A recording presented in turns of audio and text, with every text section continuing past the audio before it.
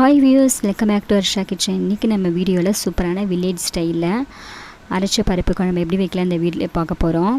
இது வந்து கூட்டு தண்ணின்னு வாங்க. இது வந்து நம்ம எப்படி செய்யலாம் இந்த வீடியோவில் பார்க்கலாம். அதுக்கு வந்து நம்ம பருப்பை வந்து நல்லா வாஷ் பண்ணி எடுத்துப்போம். இதுக்கு வந்து 1 கப் பருப்பு அளவு போதும். கொஞ்சமாக சேர்த்தா நம்மளுக்கு வந்து நிறைய குழம்பு கிடைக்கும்.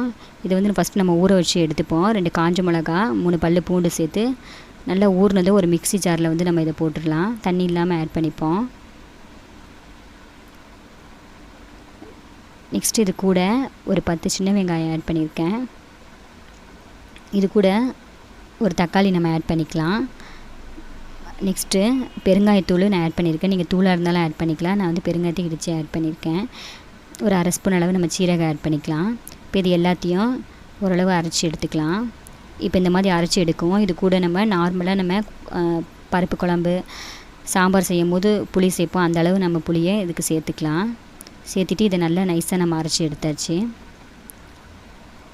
நெக்ஸ்ட் ஒரு பேனில் கொஞ்சமாக ஆயில் சேர்த்துக்கலாம். 2 ஸ்பூன் அளவு. இது கூட 1 ஸ்பூன் அளவு கடுகு உளுந்து ஆட் பண்ணிக்கலாம்.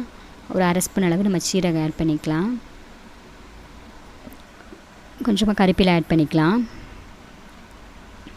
சின்ன வெங்காயமும் ஒரு பச்சை மிளகாவும் ஆட் பண்ணிக்கலாம். இப்போ எல்லாம் நல்லா வதங்கினதும் நம்ம ஒரு தக்காளி ஆட் பண்ணிக்கலாம். ஏற்கனவே நம்ம அரைக்கும் போது ஒரு தக்காளி போட்டனால ஒரு தக்காளி நான் ஆட் பண்ணியிருக்கேன். நெக்ஸ்ட்டு கொஞ்சமாக காஞ்ச மிளகா நான் ஆட் பண்ணியிருக்கேன். இது கூட ஒரு 1/2 ஸ்பூன் அளவு மஞ்சள் தூள் ஆட் பண்ணிக்கலாம். நெக்ஸ்ட்டு அதே 1/2 ஸ்பூன் அளவு நம்ம சில்லி பவுடர் ஆட் பண்ணிக்கலாம். 1/2 ஸ்பூன் அளவு மல்லித்தூள் ஆட் பண்ணிக்கலாம்.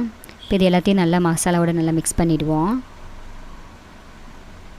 இப்போ நம்ம அரைச்சி எடுத்து வச்சுருக்க பருப்பை கொஞ்சம் கொஞ்சமாக நம்ம ஆட் பண்ணிக்கலாம்.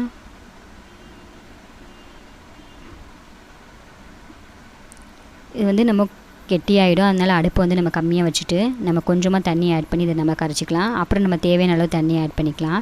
இதில் வந்து 1 ஸ்பூன் அளவு நான் வந்து வீட்டில் யூஸ் பண்ணுற மசாலா தூள் ஆட் பண்ணியிருக்கேன். நீங்கள் சாம்பார் தூள் ஆட் பண்ணலாம், இல்லை நார்மலாக வீட்டில் வச்சுருக்க தூளே ஆட் பண்ணலாம்.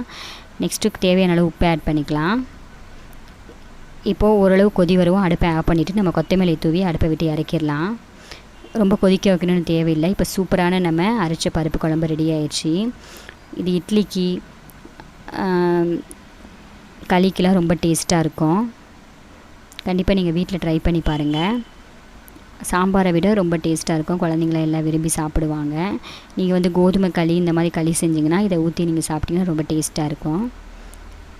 கண்டிப்பாக இந்த ரெசிபி வீட்டில் ட்ரை பண்ணி பாருங்கள். உங்களுக்கு பிடிச்சிருந்தா வர்ஷா கிச்சன் தமிழுக்கு சப்ஸ்கிரைப் பண்ணுங்கள், லைக் பண்ணுங்கள், கமெண்ட் பண்ணுங்கள், ஷேர் பண்ணுங்கள். தேங்க்யூ.